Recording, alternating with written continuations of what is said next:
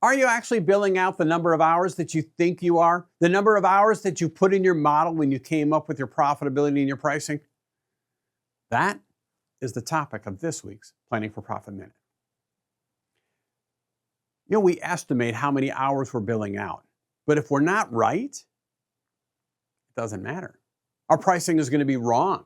The only way that your labor rate, your target labor rates that we came up with in the software are accurate is if the number of hours that you said you were going to bill out are also accurate.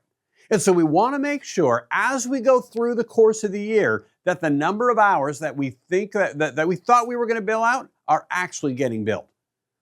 The tool that we use in here to track that throughout the course of the year is going to be found under the tracking reports. When I go in there, I'm going to see the item. It's budget versus actual labor hours report. So when I go into this report, you're going to see at the top of the screen, we have each of our departments listed. We can track this data for each individual department in the company. All right, so I'm going to start out with my replacement department. That's what I've got highlighted at the top. Therefore, that's what's showing down at the bottom. Now, in here, remember, you actually have already created a budget for billable hours in your company. When you were actually entering all of your direct labor employees, you actually went in and said, okay, how many of those hours are billable? How many are non-billable? The software collected all of those hours, all of that data, and created a budget for you. So I can see in my company here, right, as I look at it, in the month of January, I can see budgeted hours for the month, 308. In February, 337. In March, 556, or 366 here. Old eyes, what can I say? Right, and so on down the line. So each month we have that budget for target hours that we're going to be billing out at our target labor rate, at our target material markup. And if any of those three items are off, then we're not getting paid for the hours we thought we were. Those three items being the actual billable hours, the target labor rate, and the target material markup. And so we've got a real simple way to help you track the number of hours that you thought you were that you're actually getting paid for. Now, again, in some cases, we used to actually tell people, just keep a yellow legal pad handy, and every time you invoice out a job, just how many billable hours were in that job. Because remember, on an install type job, it's the hours that were in the bid that are billable. It's not what the hours, how many hours the guys are working, right? That's their chargeable hours, right? But you're only getting paid for what's in the bid. And so for install type jobs or larger jobs, it was a little bit easier because we just look at the bid. When it comes to service, it's a lot more difficult, especially if you're on flat rate pricing. Because, okay, this flat rate code has 15 minutes in it, and then this flat rate code is 22 minutes. So you got to start to tally up all these minutes on the various codes, and it just gets very tedious. This tool gets rid of all of that. All we need to do on this particular tool is at the end of the month, come back in here, go back to your P&L, and simply look at what was my total revenue for the month, right? So we might say in January this month, we were at $25,000 in total revenue. The next item I need to know then is what's my total materials cost?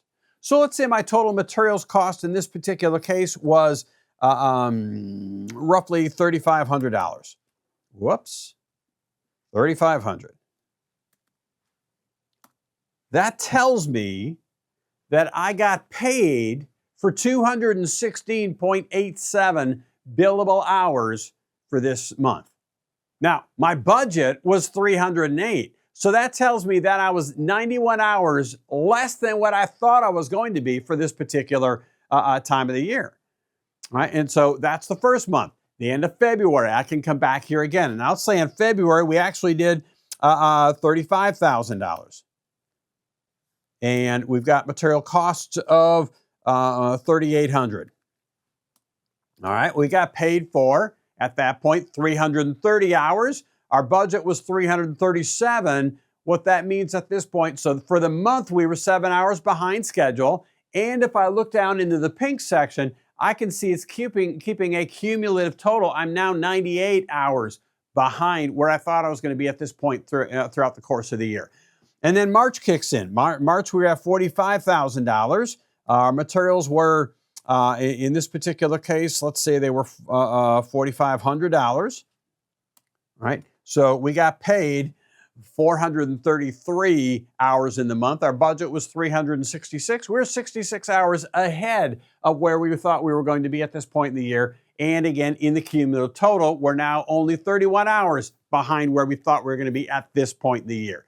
So again, if we do that each month, it'll always tell us where we are for the given month and where we're at for the year as a whole.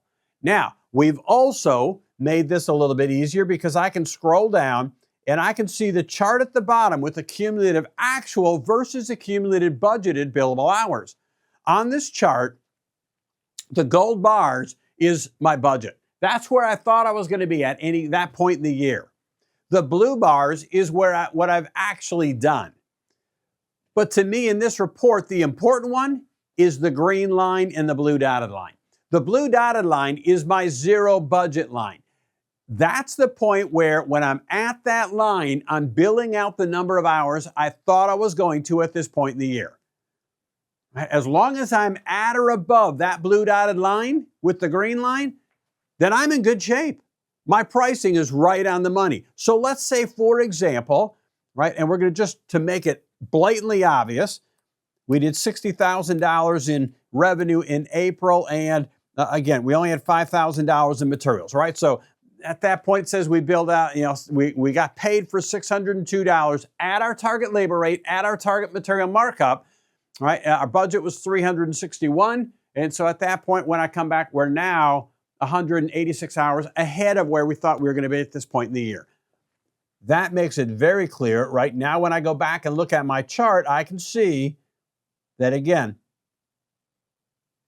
just to make that stand out a little bit more, I can see very clearly that, again, we were a little behind, still behind. Now we're up above that blue dotted line. As long as you're up above that blue dotted line, your pricing is right on the money. Now, one of the other things that I would encourage you to do is look at this on a monthly basis, right? Because again, if you drop below for a month or maybe 2 months, I wouldn't sweat that too much based on, depending on the cycles of your year, right? But if you all of a sudden you're spending 3 months, 4 months, 5 months below that blue dotted line, you need to do something.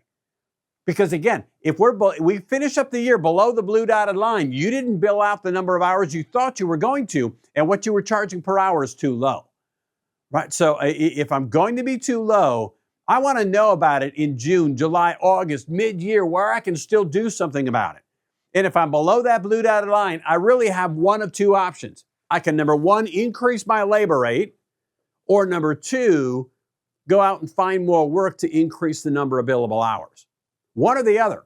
Those are my options, right? So utilize the tracking report. Now keep in mind, that's just for the one department, right? When I go back up to the top, I can now go into my service department, replace the other departments in there, and track each one individually. Now, also keep in mind, this does tie to the dials on the front page. When I go back to my dashboard, right, we have our dials right here on the dashboard, right? And this dial right here is your billable hours, right? So where are you at this point in the year compared to where you thought you were going to be? And again, know that that is driven by individual department. We'll start to drive those individual dials. That's in terms of how they show up on here. So utilize the tool. Make sure you keep yourself on track throughout the course of the year. We hope you found this helpful. And that is this week's Planning for Profit Minute.